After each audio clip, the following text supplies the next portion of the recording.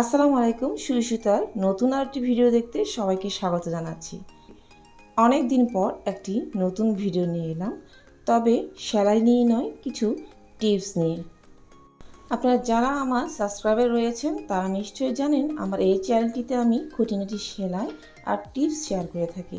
তো আজকে যে টিপসগুলো শেয়ার করতে যাচ্ছি তা হলো আমার কামিজ সেলাই করার পর বেঁচে যাওয়ার টুকরো কাপড় দিয়ে বেশ কিছু গরমে ঘরে পরার জন্য ফ্রক তৈরি করেছি ইসমার জন্য। সেই টিপসগুলো আজ আপনাদের সাথে শেয়ার করতে যাচ্ছি। আশা করছি আমার ভিডিওগুলো নতুন মায়েদের অনেক কাজে আসবে। যদি ভালো লেগে থাকে চ্যানেলটিকে সাবস্ক্রাইব করে পাশে থাকার অনুরোধ রইল। প্রথমে শুরু করছি একটি কোর্স টু পিস দিয়ে। এটা একটি সুতির কোর্স টু পিস ছিল। খুব অল্প কিছু টুকরো কাপড় বেঁচেছিল। এই জামাটিতে আমি প্রায় 10 থেকে 12 টুকরো কাপড় জোড়া লাগিয়ে ছোট্ট একটি সেমিজ বানিয়েছি। এরপরে দেখুন এটি বেগুনি কালারের 3 পিস। এটা একটি সুতির কামিজ ছিল। এর থেকে কিছু টুকরো কাপড় বেঁচে গিয়েছিল, জোড়া লাগিয়ে বানিয়ে নিয়েছি সুন্দর একটি ফ্রক বাইরে পরার জন্য। দেখতে পাচ্ছেন ছোট্ট একটি পট্টি লাগিয়ে মাঝখানে একটি ঝুল লাগিয়েছি। এই ঝুলটা অনেক আগে একটি ওড়না থেকে বেঁচে গিয়েছিল। আমি তো সব কিছু জমিয়ে রাখি, তার থেকে লাগিয়ে নিয়েছি। আর সেই সাথে 3টি ঘন্টা লাগিয়ে নিয়েছি। এতে করে ইসমা হাঁটার সময় রুনঝুন রুনঝুন শব্দ হয়। আর নিচে যে লাল অংশটি দেখছেন সেটা একটা এক্সট্রা কাপড় ছিল, সেটাও লাগিয়ে নিয়েছি। এরপর দেখিয়ে দিচ্ছি আরেকটি 3 পিস। দেখুন এই 3 পিসটি আমি তৈরি করেছি।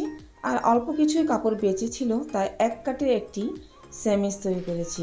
আর ছোট ছোট বো তৈরি করে কিছু স্টোন লাগিয়ে নিয়েছি। এই স্টোনগুলো আমি একটা কামিজের সাথে পেয়েছিলাম, তো কামিজে লাগানো হয়নি। আমি এই স্টোনগুলোকে এইভাবে ডিজাইন করে লাগিয়ে নিয়েছি। আর জামার নিচে দেখতে পাচ্ছেন ছোট ছোট ঝুল। এটা একটা পুরনো ওড়নার নিচের অংশে ঝুল ছিল, তো আমি ঝুলগুলো রেখে দিয়েছিলাম, আজ কাজে লেগেছে। এবার দেখিয়ে দিচ্ছি আরেকটি জামা। এটা একটি পাকিস্তানি ড্রেস ছিল। তো পাকিস্তানি ড্রেস তো অনেক কাপড়ই বেঁচে যায়, আপনারা সবাই জানেন। তো ভালোই টুকরো কাপড় বেঁচেছিল। তো এক কালারের কাপড় একটু বেশি ছিল, তা দিয়ে আমি একটি ফ্রক করে, আর জামার অংশের সাইডে যেটা বেঁচেছিল তা দিয়ে একটি রুমাল কাট হাত দিয়ে আর নিচের অংশে একটু কুচি দিয়ে সুন্দর একটি জামা তৈরি করেছি, দেখতে পাচ্ছেন। আর মাঝখানে যে কাজটা দেখতে পাচ্ছেন, জামার কাজ করা অংশ থেকে একটি টুকরো বেঁচে গিয়েছিল, জোড়া লাগিয়ে মাঝখানটায় বসিয়ে দিয়েছি। এবার আপনারা বলুন জামাটা দেখতে কেমন হয়েছে। আপনারা অবশ্যই আমার ভিডিওগুলো দেখে কমেন্ট করবেন, আমি আপনাদের কমেন্টের অপেক্ষা করি সব সময়। এই ছিল আমার আজকের ভিডিও। আশা করি আমার ভিডিওগুলো ভালো লেগেছে। ভিডিওগুলো ভালো লাগলে লাইক, কমেন্ট আর শেয়ার করে আমাকে আরও উৎসাহিত করবেন। আপনাদের সাপোর্ট আমার জন্য অনেক জরুরি।